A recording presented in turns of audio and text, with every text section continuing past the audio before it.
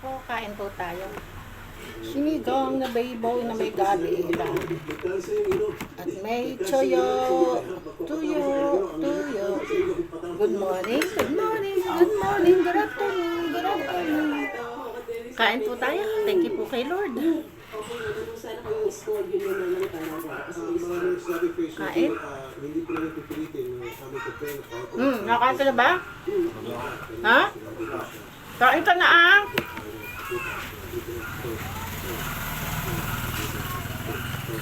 Sir Dexter. Opo. Ayan po, inamin na niya. 50 college na po siya.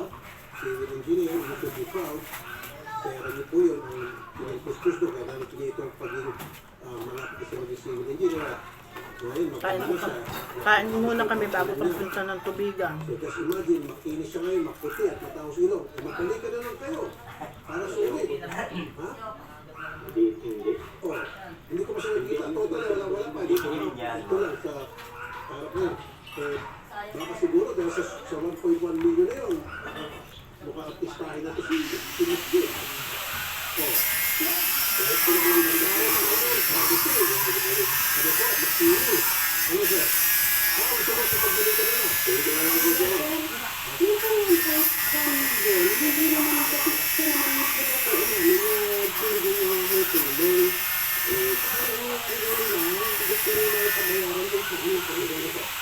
Meron pa ako yung gata. Okay, kaya bigyan niya rin. Nahinga tulong na. Pag yung girlfriend mo, gusto mong tulungan, gusto mong magpasiklab, gusto mong pasayahin, naturalmente na ikaw ay pagbibigay ng pera sa kanya. So yung mga pera ibigay mo sa kanya ng pusa na hindi niya hinihingin just because gusto mo mapalapit yung kalooban niya sa iyo at mapapamahal sa talo sa iyo, huwag mo na singilin yun. Ang sisingilin mo na lang sa yung pagsisinungaling niya na sinabi niya na magpapagamot, yung pala, magpapatawad ng ilong. Pero yung sinabi niya sa iyo na para sa tuition at binigay mo naman sa kanya ng pusa para sa kung ano pa man kailangan niya, dapat din siguro yun dahil may kasintalo mo kayo. Kung ako tatanungin. Gusto ko magsalita sa natin. Sige po, kwento ko siya. Yung umabot po sa pag-aaral niya, sa tuition niya po, sinabi po mismo ng nanay niya na hindi na po siya nag-aaral since pandemic. Inuwi ko siya noon. Siyempre wala pong kami nung pandemic eh. Hindi naman po sa lahat ng suporta din ko ng pag-aaral. Eh, meron ka ba ibigay siya may pakita na talagang nag-aaral ka? Wala po akong nalaman. Talagang nag-aaral ko ako pero hindi naman po siya Hindi nga po, nagsusupport sa pag-aaral ko. para Noong unang pandemic lang po siya nagbigay ng pag-aaral ko po. Hindi, pero meron siya 1.1 million, napakalaki, kung tuition lang. Eh, magkano yung tuition ngayon kahit pinakamagandang eskwelahan? Makatapos ka dyan. Sa 6 feet po, pesa. Hindi pa po kasi tinutulong po niya sa mga bills ko namin sa bahay, sa karin po. Hindi po sa bahay, hindi naman po aabot siguro ng 100k yung per month. Kasi 2,000 lang naman po binibigay ko sa kanila kasi po pandemic po yun. Yung po, busang lang po yun. Ano yung extra? Kasi binigay niya naman po yung lahat sa akin. Itinulong niya po yung lahat sa akin. Willing po siya, hindi ko po talaga hinihingi. Kasi nagpapaawa ka. Hindi ako lagi nagpapaawa sa'yo. Doon ako nagpaawa sa'yo. Yung chat, yung mga Lahat pinansa. pala na magpapaawa sa'yo, bibigyan mo. Ibigay mo na rin eh. Kasi sabi ko, bakit kung ibigay tayo, hindi mo naman ako yung tapos ngayon nagugulo kayo. Hindi mo rin binibigay ko sa mga sa akin. Nay, Apo. dapat huwag mong pangaralan. Si Dexter kasi po siya ay Wala kayo. Nasa Dapat pinag- magpapaawa sa'yo. Oo. Kasi po pinapatwiran niya po lagi kasi nag-uusap po Hindi kami. ka Nay, sorry Nay ha. Ako dapat pangaralan mo yung anak mo. Napakabango yung pera. Huwag ka na. Sabihan ko ito. Anong beses ko. Huwag mo gamitin yung pagpapaawa para ikaw ay magsinwaling, makaawa para ikaw ay makakuha ng pera sa puwesto. Sana lecture yun po siya. Ano ko sa kahirapan, hindi dahilan yan para ganyan. Lalo Magsawa. pa kung sasabihin na may sakit ng cancer na wala naman. Opo. Okay, hindi po dapat yun. Yes sir. May isip mo po sabihin kasi nangangamba rin po kasi ako, hindi na po kasi ako yung nagkakaroon niya. Baka meron pa.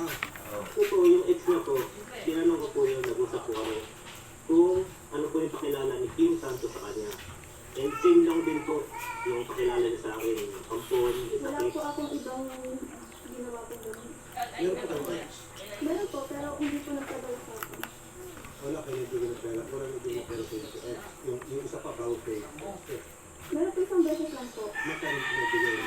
Nasa 1K plus lang po. 100? 1K plus lang. Okay.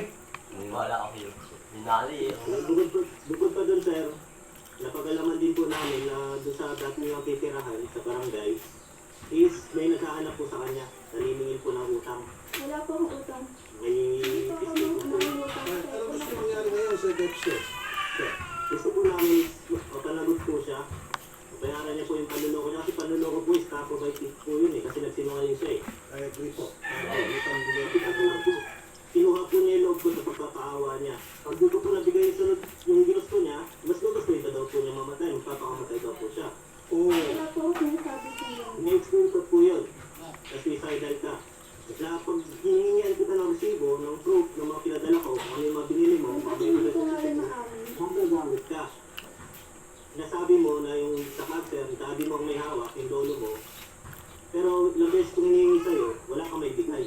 Nagagalit ka sa akin. Ang sinasabi mo, pagkagaling mo sa sakit, may anxiety ka, may depression ka, kaya gusto mo ng peace of mind, kaya di na kita inaabala. Okay, Sir Dexter, yung nagpapadala ko ng pera para sa kanyang tuition at bayad sa mga bills.